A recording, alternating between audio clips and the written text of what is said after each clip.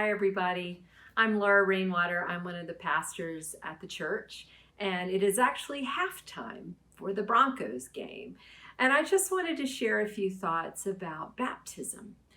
Yesterday, Pastor Cody talked about baptism. She talked about how we are a people of baptism, how baptism is it's an outward sign of an inward grace about what God is doing in our lives. And we talked about how we can be people of baptism in that we reflect that God's grace is living inside of us. We reflect and we are filled with the waters of baptism as we go out into the world. And that was kind of her challenge for us at the end of the day. How can we live like people of baptism? How can we let the baptismal waters that have poured over us or sprinkled over us or that we've been dunked in actually transform our lives so that people know who we are, that we are followers of Christ and that we have new life living in us? And as I was thinking about baptism, I was thinking about water, the importance of water.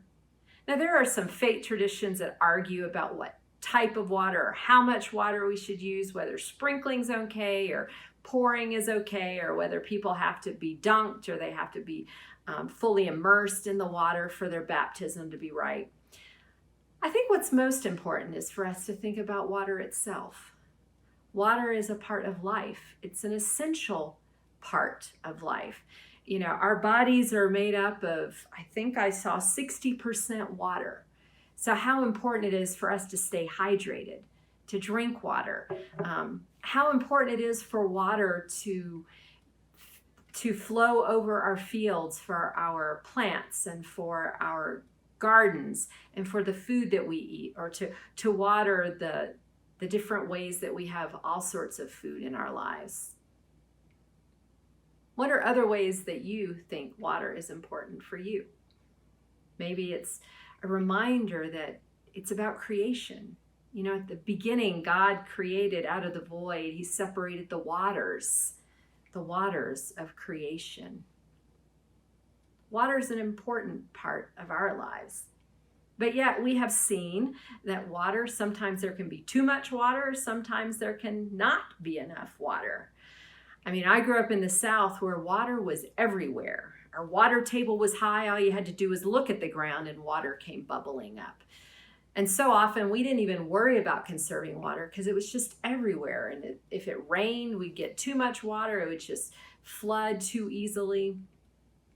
We just didn't worry about it. And then when I moved out west, it was completely different. Water was a commodity. Water was precious. Water was something that we had to conserve. And we can see the extremes between those, from the hurricane that hit Florida and of course hurricanes that have been hitting in a variety of places this year. How flooding, too much water can mess up even the ability to have enough drinking water. And then if you look out west, we haven't had enough water. We've had droughts and we've had fires.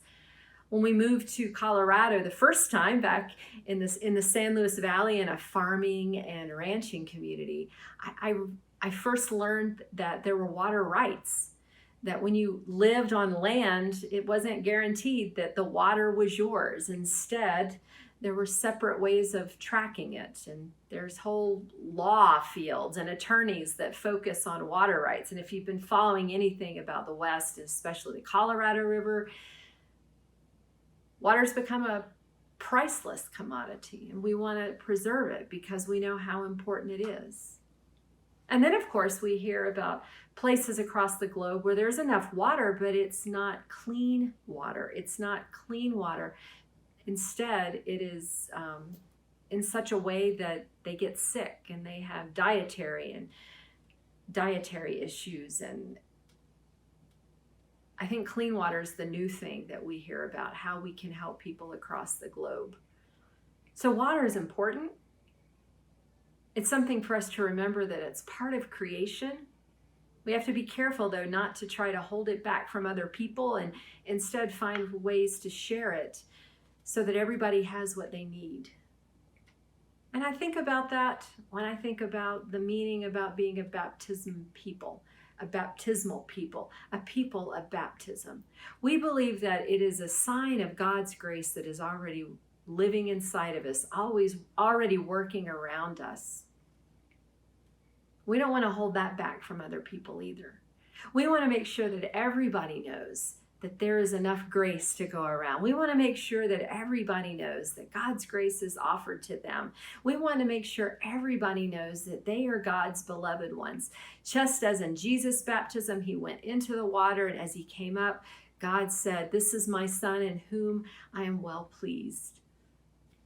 We are followers of Christ. We are in the body of Christ, and God is pleased with us as well. What do we need to do to remember that we are loved, that we are created in goodness, that we are just as important as the water that's on our planet? Then indeed we have the new life that comes from the living water. So I invite us over the next week to think about, what does it mean to be the people of baptism, to have the living water bubbling up inside of us? Maybe every time we drink from our water bottle, we remember that God's grace is filling us and that new life is coming into us. Maybe every time we watch the rain fall, or even soon we may be watching the snow fall, and we think this is part of the waters of creation. Maybe when we take our walks, or when we're driving and we see streams and we see rivers and we see lakes, and if we ever leave this place and we can see oceans, we can notice and be sensitive to and celebrate the water of life that is around us. What do you need to remind you that you are a person of faith and that you are part of the people of baptism? Maybe you're trying to remember your own baptism, as Pastor Cody said yesterday, or people have told you about it. Or if perhaps you haven't been baptized and you'd like to know more, please reach out to us. Reach out to Pastor Cody, reach out to me, and we can talk to you about what it means to be part of the baptismal people. But we also know that God's grace, that God's love, God's mercy are offered to everybody. Just as water falls out of the sky and covers us all. So hopefully you will think about water in the same way, or in a different way, but think about it. And hopefully the Broncos will get a win. Anyway, see you later. Bye-bye.